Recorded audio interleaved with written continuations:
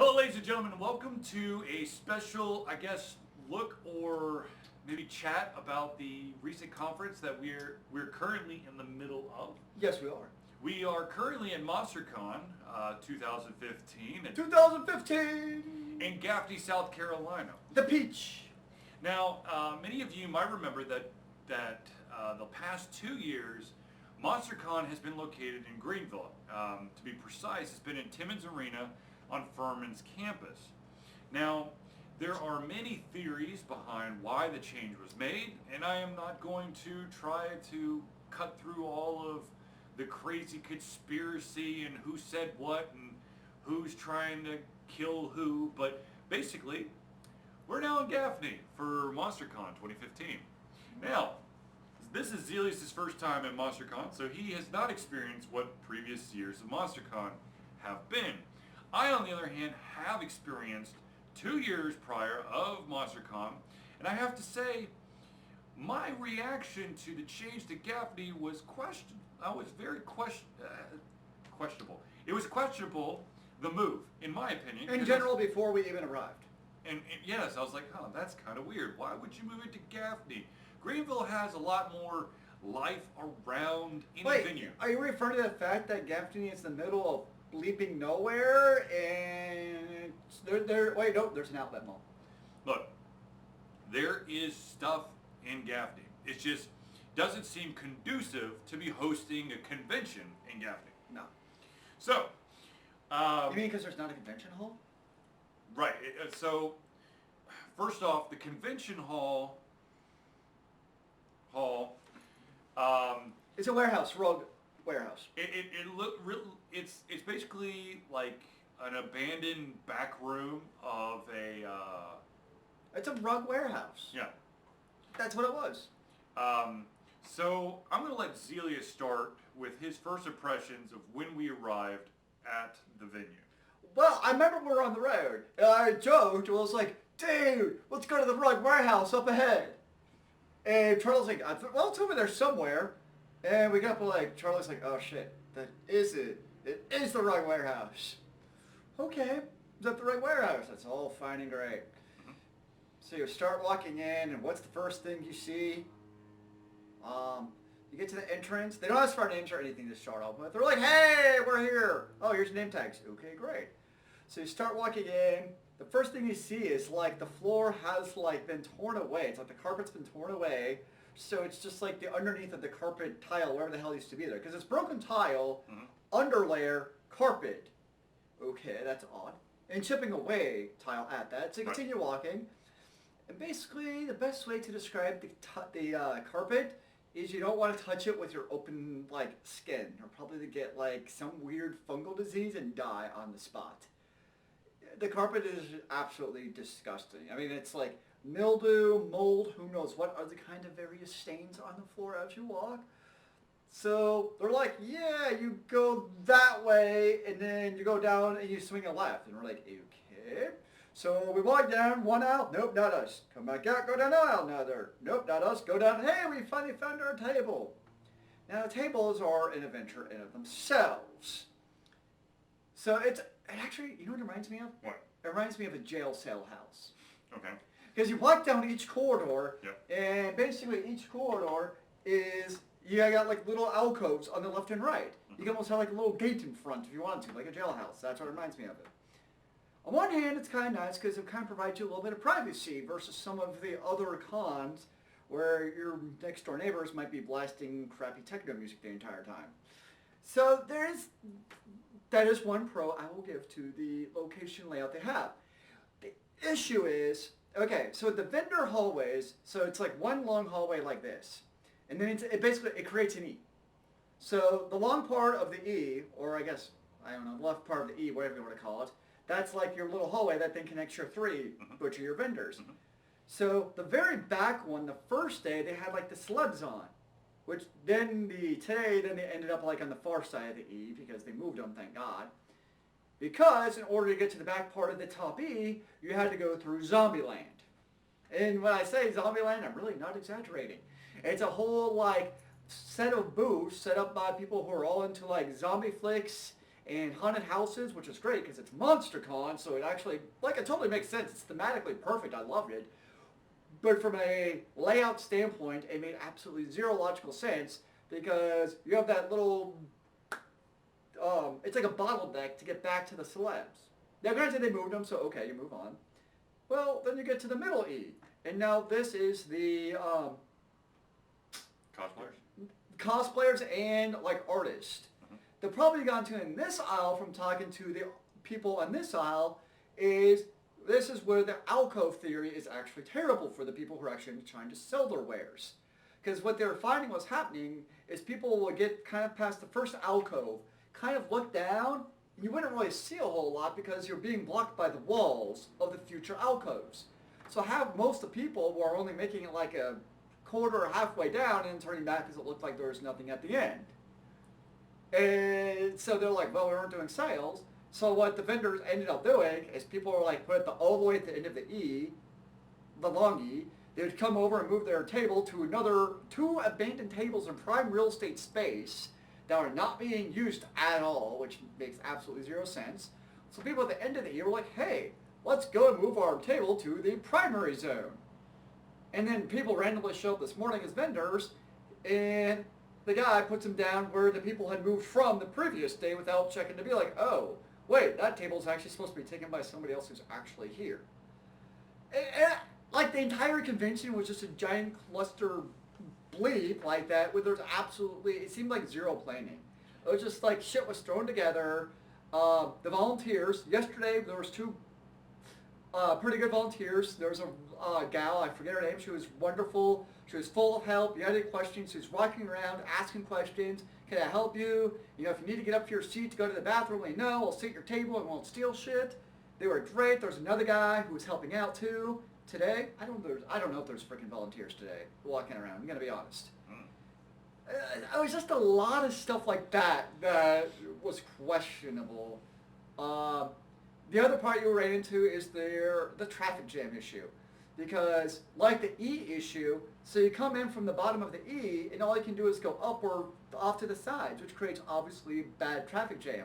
The issue is to get to the end of the E's, and all you can do is go back to where you came from. You can't like do like a figure 8 or loop around, which was people want to do.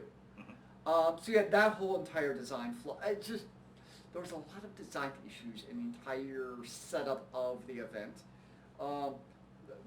The bathroom. There's no politically correct way to say how terrible the bathrooms were. They were truly terrible. Like, I have pretty low standards. I have pretty low standards for bathrooms. These were terrible. I hate to say this, but they were worse than gas station bathrooms. I mean, as a guy, you had to hover. Yeah. It was bad. I mean, they had notes everywhere that you had to flush multiple times, otherwise the water may not make it. No paper towels. They had a sign that you didn't put paper towels down the toilets. Like, really? None of the stalls closed, or they had the curtain on one of the stalls. Yeah, there was just issues. Okay, now that Zealeus has said his little bit, let me add a little bit to it. Okay, so since I have previously seen MonsterCon in 13 and 14, this was a shock to me. It literally was like the convention hit the reset button and started as like a grassroots back of mom and pop's shop convention. I think to the extent that I would not have called it MonsterCon. I would have changed the name so that, because the thing is, look, if it wasn't MonsterCon, if it was, I don't know, Con Cafe Con. Yep. People would have been much more forgiving, but when you have this, you had a pretty good setup at MonsterCon. You had. Can I ask you a quick question? Yes. Since I wasn't there last year, okay, Yes. This was called MonsterCon. Yep. Or is there more of a monster thematic feeling to the convention last year? I think technically there was more guest talent that had monster credentials. Mm-hmm. You had the creature from the Black Lagoon, who's the last surviving original monster. You had the gentleman who played Eddie Munster. Okay. You had the wonderfully talented lady who played Pepper on American Horror Story Asylum. You had the gentleman who was in the actual costume of Darth Vader. You also had a guy named Doug Jones. He is an amazingly talented actor who you don't really see his face a lot in films, but he's been in a ton of stuff. Have you ever seen Pan's Labyrinth? Yep. He was the gentleman who was actually in the fawn costume. Oh no. Hellboy.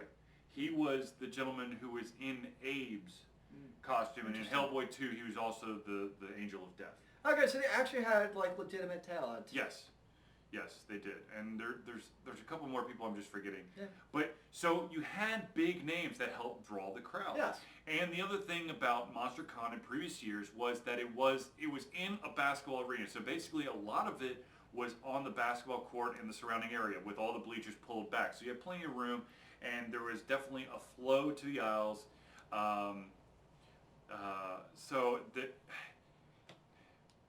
One of the biggest issues I had with this convention, and this is why I feel like they should, if they're going to do this going forward, they should drop the MonsterCon name and call it something else, is that this is not MonsterCon.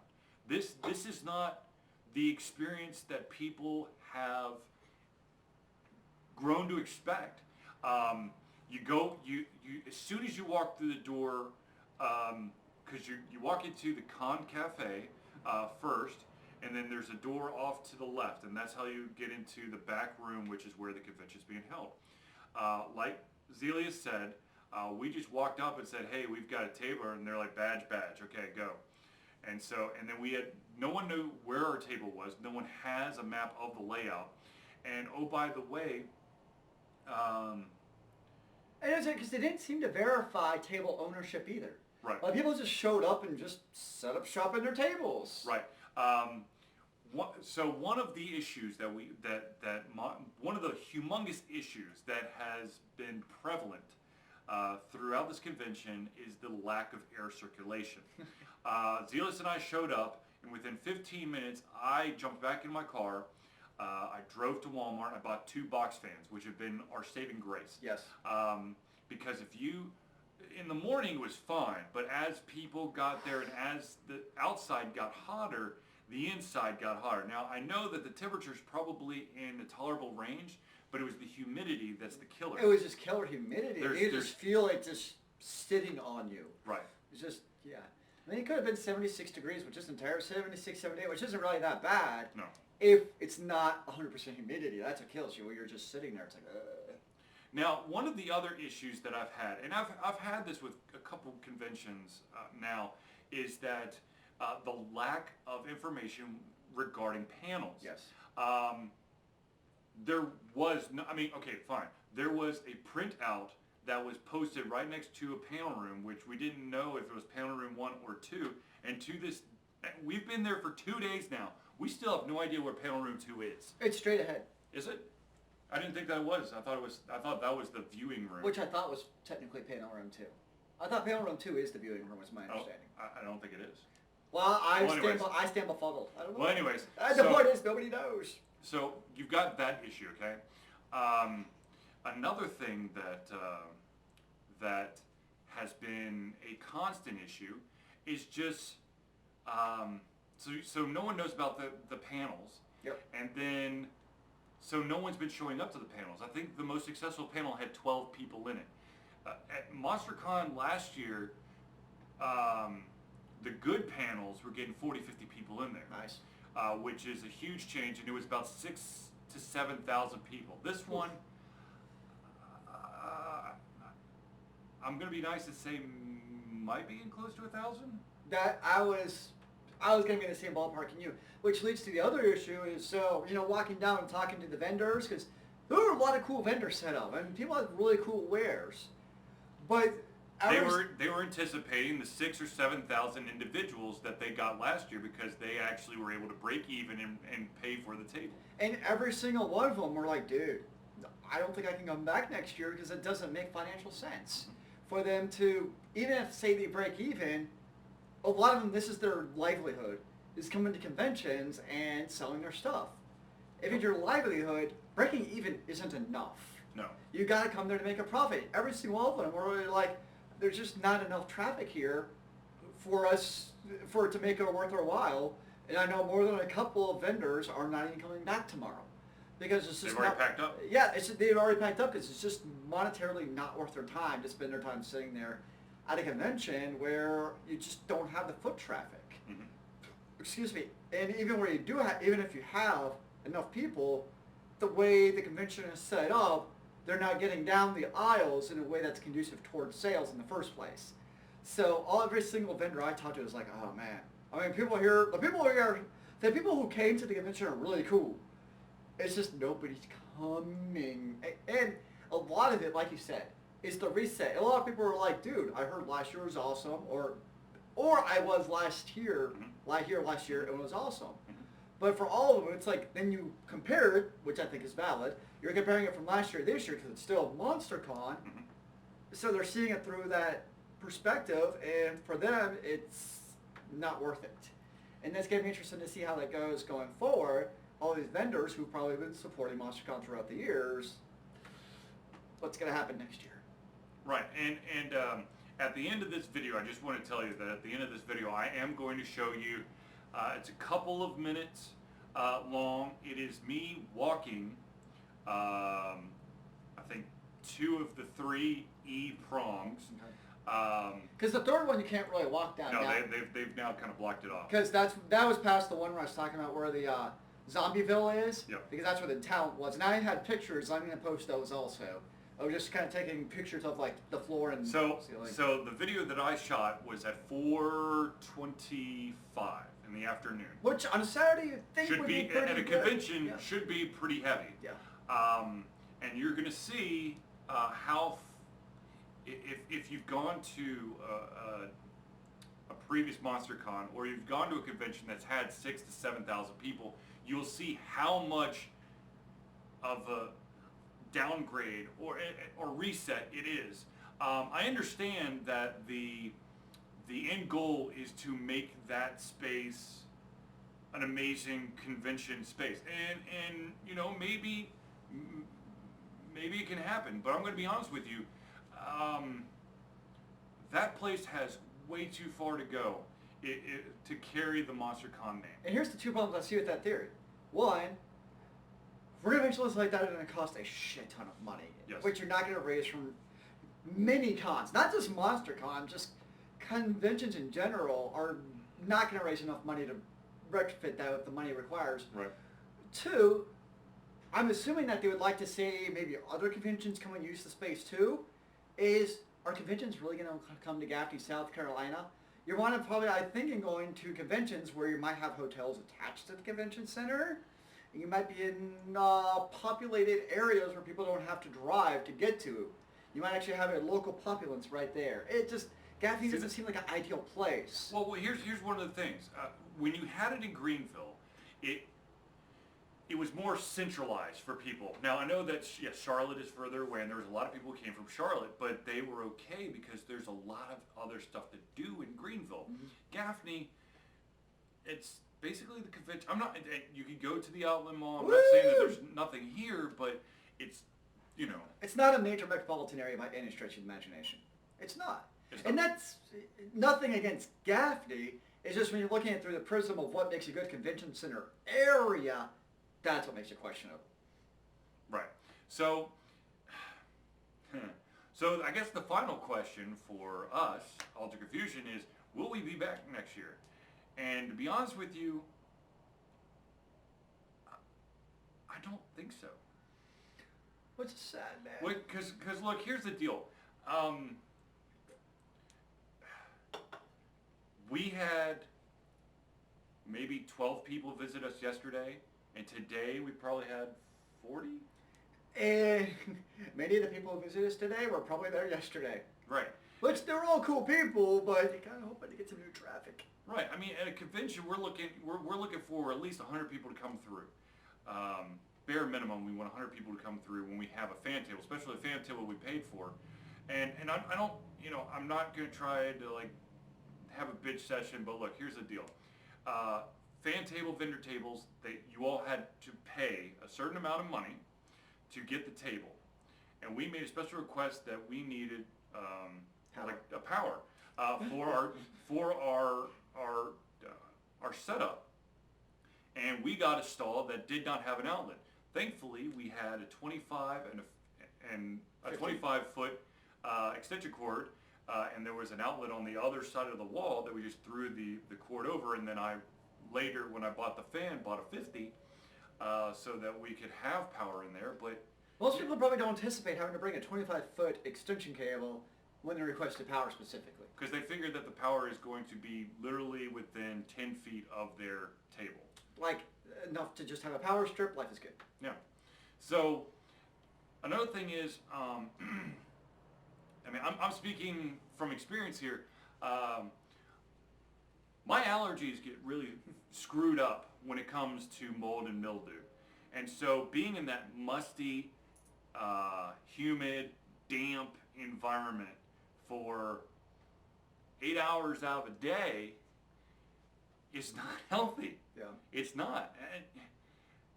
I don't know. Like, I know that, that I'm sure that they're trying their best. But at the same time, I feel like maybe they should have taken a year off or something. Kind of revisited, like, okay, how are we going to make this work? Because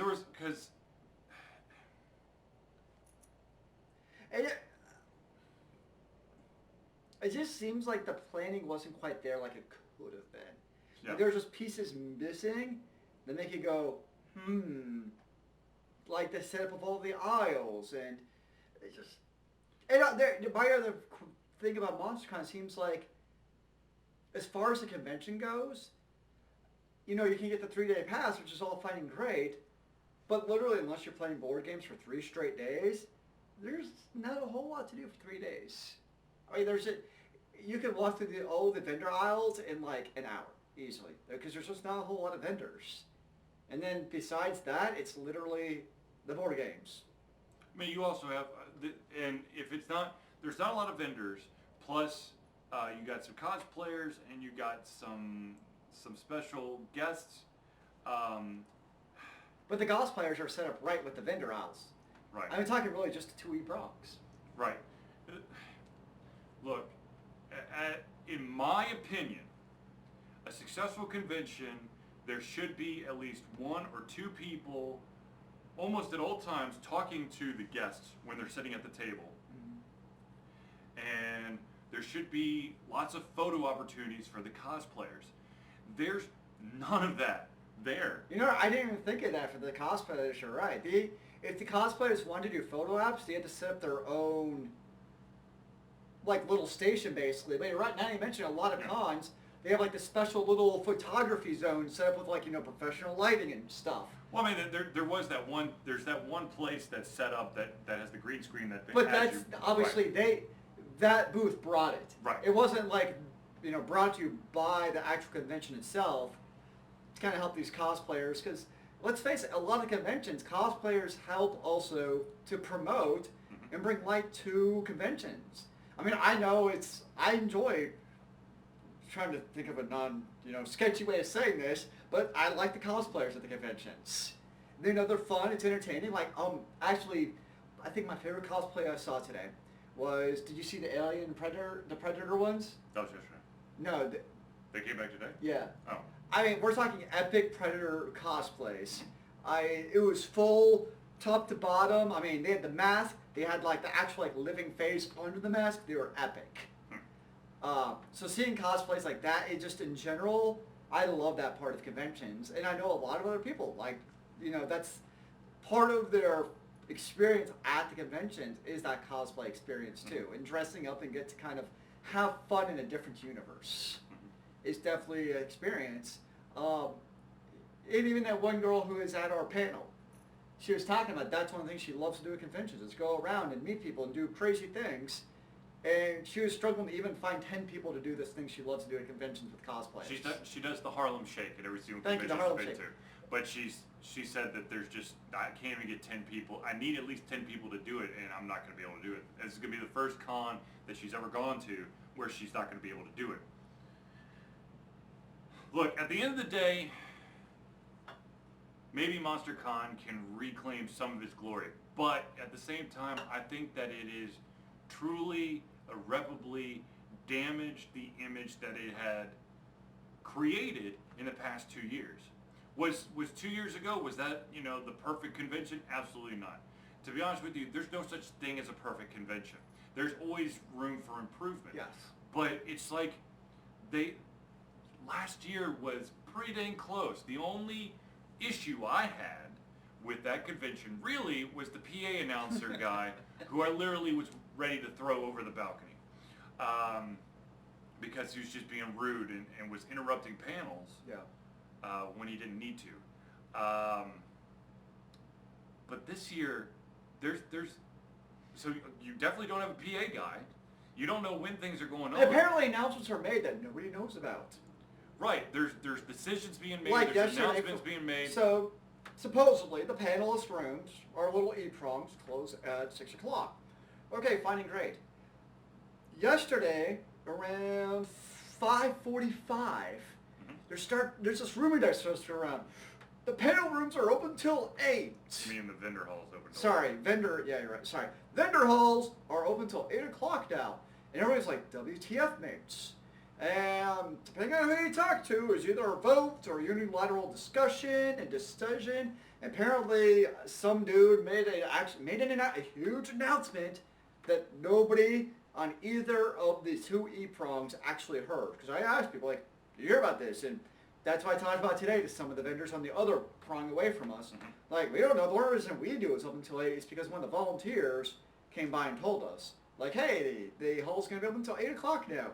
Now the problem with this is that on the website it says it closes at 6. So those people who are trying to get sneak in there right at the end of the Friday vendor hall time, if they gotten close to the convention, it was after 6, they probably turned around and left. Yeah. They weren't going to be like, well, I wonder if maybe it's still open.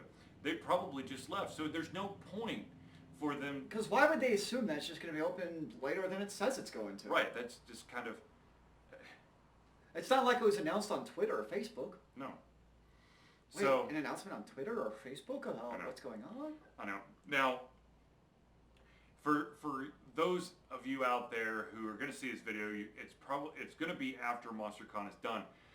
If you want to, you can check out the MonsterCon Facebook page, and there are a very wide range of comments. There's some that give it 5 stars, and it's really interesting. There's a lot of 5 stars and there's a lot of 1 stars. There's not a lot in between. It's either people are so depressed about what MonsterCon's become, or they're people who are basically saying, the convention head is trying his best. He's putting his blood, sweat, and tears in this. It's a pretty good effort. Blah blah blah blah. I'm not going to give you a rating. I give way too many things a rating. That's what I do. So I'm not going to rate this convention. I'm just going to tell you that unless something dramatic changes, this is a convention, or this is a convention time that might be better used going to another convention. So let's say 2 final thoughts. Yes. One is, I'll start with the negative one. Yep. My issue with the convention, so I had this AP Econ teacher. He was just an old war vet, and he just cussed at us. We loved him. But he had a phrase. If you ever came into school, like, oh man, I can't take the test, or I didn't do my homework, he would stop. Like you're about to give me an excuse, you just stop. Be like, you know what that is? That's PPP. Piss poor planning. It doesn't matter what your excuse was, it didn't count, or you failed. Sorry. It was PPP, man. It's not my problem. That's your problem. That's PPP. That's exactly what this convention to me was piss poor planning all around. I mean, from the lack of communication about the panels to the non-printouts of, it's just unprofessional looking when you have scribbled atop of a room, room 1 or panel room 1. Stuff like that just gets to me when you can tell that there was not a whole lot of thought that went in ahead of time. Like, hey, how are we going to convey this information to people? Like, there's no information going on about Twitter or Facebook. Like, hey, dude, this is what's going on. Like, it's those kind of things where you can tell, like, it was not thought out. And that's maybe because of the convention head didn't think about it. Or the other big thing in these things is you also have people to help you. You also have to know the right people who are going to be able to give you the input and accept that, I don't want to say criticism, but those tidbits, like, hey, maybe you want to do this. Dude, that's a good idea. I think I'm going to do that. I think I'm going to actually use a printer to type out where it is. And I might actually have a map of where stuff is. That's an epic idea, man. It's things like that where I could just tell, like, it almost seems like they did all of the planning the night before is how it felt. It was very slapdash. Yeah. That's the part to me that gets, like, really? That's my frustrating part with it. Because I've been a part of, like, some pretty big events through my previous school where, I mean, you're planning this shit a year in advance. And it's all very professional looking. Guess what? It costs a little bit of money to make things look professional looking, but that goes a long freaking way to make it look that much better. So that's the part that got to me. Now, the thing I did like is the people we met and interacted with, be it our people in our fellow E-Wing or the other panelists or the other vendors or the attendees, the people who are here there to enjoy the MonsterCon that it is, were great people. Absolutely. I loved all the people I interacted with, and, you know, as much as people, there was legitimate griping, we all still had, I think, a good time. You know, we still enjoyed each other's company, we had fun. So the people who were there were wonderful people to interact with. I really enjoyed the social aspect of the convention, and that's one of the things I think I actually kind of liked, compared to, say, the bigger conventions. Obviously, MonsterCon was much bigger, and Canuga was bigger than this one. I almost like that kind of more intimate feeling of this convention. And, you know, like we said, probably not more than 1,000 people. And there's nothing wrong with a small convention. And it could be a convention of 500 people, and that's not, we're going to Andocon, and that's going to be maybe 200 people tops. And there's nothing wrong with a small convention at all. But it's all about expectations. And not making it just look half-assed. That's the problem, is how it's that presentation feel. And we're not just even talking about the dirty floors or the walls. It's those other little things that you can do to make it feel a little bit shiny on the outside, even if it isn't. So it's not necessarily the size, it's the presentation aspect is what got to me. So those are my kind of closing thoughts about the convention. I too will give my closing thoughts. Here, so the sad reality for some of the vendors some of the vendors were actually purchasing stuff from other vendors so that the other vendors could get some money and get a little bit of cash flow, because some vendors were selling a couple things and some vendors weren't selling anything. We had the honor of sitting across from an independent film company that I cannot remember off the top of my head all of a sudden, but they were there to showcase their movie, and they lasted about 5.5 hours, and then they left. They got there about 11 and left about 4:35. Yeah. Because they're like, no one's coming to talk to us. It's hot as balls in here. We're going to show our film tonight, and then we're gone. And I totally understand. I mean, there's, you know, I can't fault them for it. I personally purchased an item from one of the artists that or vendors that was sitting right across from us, that basically was the item that allowed her to break even on her table. Nice. That was, wait, where are my business cards? Shoot. I was gonna give a shout out. That was, hold on a second. Here's my business cards. So the one we're talking about, the name is, we'll just give you, it's the Etsy shop, is Season of the Geek. Recommend checking it out. She has some very cool artwork. The ones I really like, it's these little, like, kind of 2-inch by 2-inch, what's that material? Coasters? They weren't coasters. Oh. Like if you do a mural and you're painting on that material, what's that material called? You know what I'm talking about? Plaster? Yeah, it was like plaster type. It was really cool. They're not coasters. I tried, but they're not. There's another person who had coasters. She was not it. But she has a lot of cool, like, little artwork things like that. Very geeky style, obviously. But she has her Etsy thing. Also Facebook at Season of the Geek. She has some cool stuff. So I would definitely vouch for checking that stuff out. You'll probably find some neat, geeky artwork type of stuff. So I like the artwork that people had. It was cool. In conclusion, for me, see, here's the thing. I know that some people are like, oh my God, it's the same guest I see at every single convention. Well, just get over it because though guests usually follow a certain convention pattern. So in that aspect, whatever. But the fact that there was constant shuffling of vendors, of talent, of guests, it's just, it was definitely not the best planning. I don't understand how you didn't know that the air was not going to work. PPP, man. And then of course, here's my biggest gripe. If you were handicapped, you're screwed because the elevator's broken. It's absolutely broken. There's a table in front of the elevator. So anybody who's in a wheelchair, required special assistance. It was not ADA compliant. It was not the bathrooms were not accessible to you. And to be fair, fair, on the second floor. These probably were not accessible by human beings in general because they're so terrible. Yes. Look. Like my cat would not have used that bathroom. Like I really wish I had something really nice to say. The people, absolutely. The individuals who put their blood, sweat, and tears into their vendor table, their guest tables, and then the actual people that attended it, the vast majority of them were amazing. Now, of course, there were a couple of arrogant douchebags that comes with the territory at every single convention because they think that they rule the world, or they just don't have, they have a little bit of social awkwardness, and their only interactions have been online. No offense, but it's the truth. You could just say this to my face. I know how not it is. you, doofus.